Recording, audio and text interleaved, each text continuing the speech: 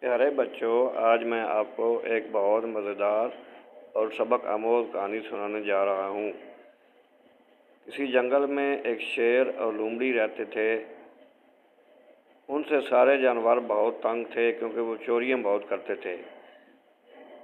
ایک دن شیر اور لومڑی نے پروگرام بنایا کہ چلو آج چوری کرنے چلتے ہیں۔ وہ ایک گھر میں چوری کرنے گئے تو وہ بندر کا گھر تھا۔ انہوں نے باہر دیکھا تو ایک لکڑیوں کے اوپر ایک پتیلا پڑا ہوا تھا، اس میں سوپ تھا۔ پہلے تو شیر نے خوب سیر ہو کر وہ سوپ پیا، پھر لومڑی نے کہا کہ جو بقیہ بچ گئے وہ میں پی لیتی ہوں۔ تو جیسے ہی لومڑی نے سوپ پینے کی کوشش کی تو اس کا سر پتیلے میں پھنس گیا۔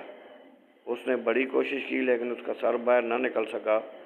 شیر کو محسوس ہوا کہ کوئی بندہ آ رہا ہے گھر میں، تو شیر وہاں سے بھاگ گیا۔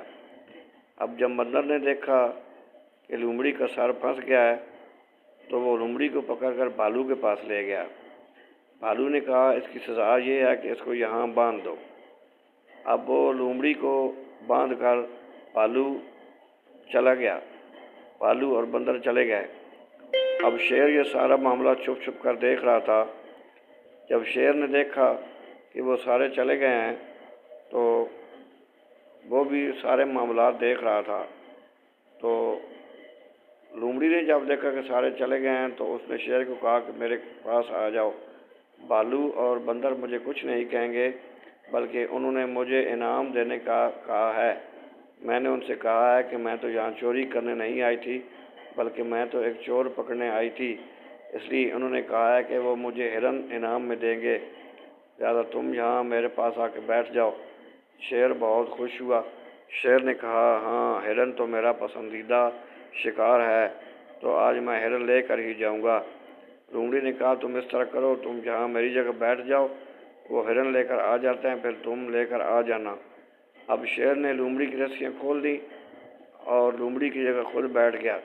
تھوڑی دیر بعد بندر اور بھالو آ گئے تو انہوں نے شیر کو لومڑی سمجھ کر اس پہ گرم پانی ڈال دیا تو شیر کی چیخیں نکل گئیں۔